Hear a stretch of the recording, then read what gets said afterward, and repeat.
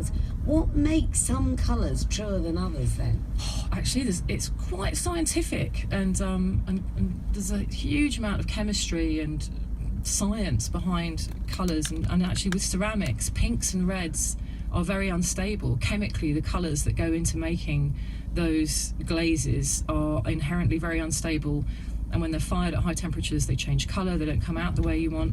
Blues and greens tend to be more stable. So within the actual colour science, some colours are easier to manage and reproduce in other materials, metal, pencils, ceramics and fabrics, than others. So I find it endlessly fascinating. It is, and you're right, because I am a stickler for the right red.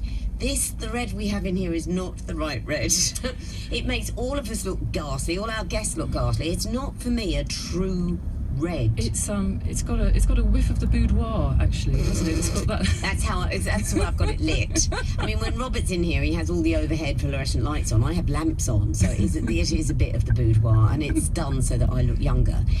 But it doesn't reflect good light back. You see, yeah. If anyone is trying to find the perfect red lipstick, you think you've got it, but only until you put it on do you think this is wrong. This is totally wrong. And that's the other thing. It's to do with the light as well. So, for example, obviously most people know this from painting. When you're doing test pots on your wall, you need to look at what that colour looks like, not only in natural light and how it will look throughout the day if you're painting your kitchen. So what does it look like in morning light, what does it look like in the evening, but also what it's going to look like with the kind of artificial light that you have.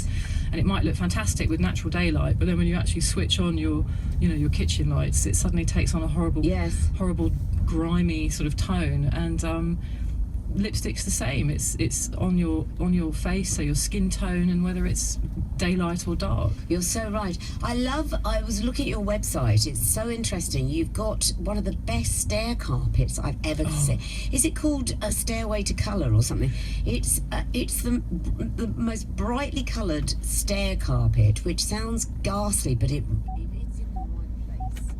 The right house, the right stairway with the right coloured walls. You could just use that as, I will use the word, as a feature, because it's beautiful. So have you dyed all that yourself?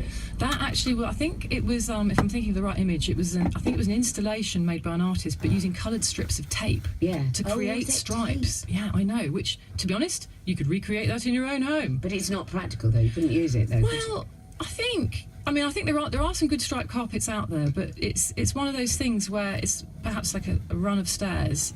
Why not take a risk and do something amazing with some bold stripes or some crazy coloured carpet? And actually, you probably can buy some really good industrial tape at B&Q.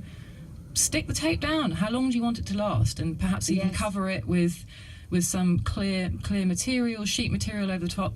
I'd staple it on there and have a go and see what it looks like.